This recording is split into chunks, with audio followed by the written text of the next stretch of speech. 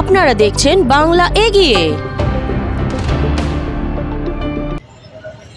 বিগত কয়েক বছর আমাদের রেস্টুরেন্ট 2021-এ অক্টোবর মাসে ওপেনিং হয়েছিল। তারপর থেকে এটা আমাদের চতুর্থবার এই ক্যাম্পটা করা হচ্ছে।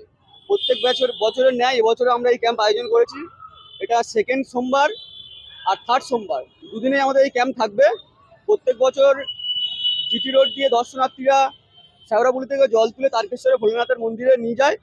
সমস্ত দর্শনার্থীরা যারা এখান দিয়ে যাচ্ছে তাদেরকে আমরা আমন্ত্রণ জানাচ্ছি, তারা আমাদের ক্যাম্পে আসুক, আমাদের একটু সেবা করার সুযোগ করে আমাদেরকে দিক।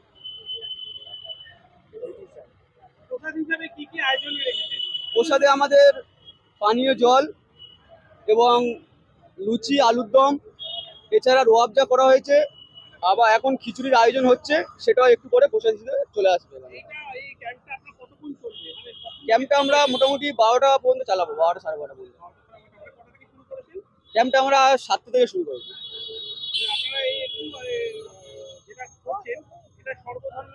হ্যাঁ হ্যাঁ, সর্বধর্ম জাতি ধর্ম নির্বিশেষে সমস্ত সাধারণ নাগরিকরা এগিয়ে আসছে, আমাদের প্রসাদ গ্রহণ করছে।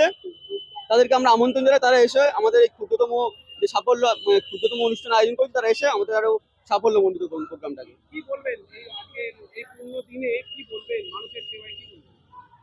দেখো, এটা শ্রাবণ মাস, এটা ভোলেনাথের মাস। শ্রাবণ মাসে সারা দেশব্যাপী মানুষজন আসে ভোলেনাথের মন্দিরে জল ঢালার উদ্দেশ্যে। সকলেই এখানে আসে এবং এরকম ছোট ছোট ক্যাম্প আয়োজন করা হয়।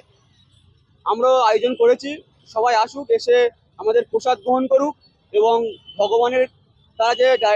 ভগবানকে জল ঢেলে তারা তাদের বাড়ির লোক, তাদের স্বাস্থ্য যেমন ভালো হবে, আমাদের একটু সেবা যত্ন করার সুযোগ দিন, আমাদেরও তাতে একটু ভালো হোক, কল্যাণ হোক। এবং সাধারণ মানুষও এগিয়ে এসছে।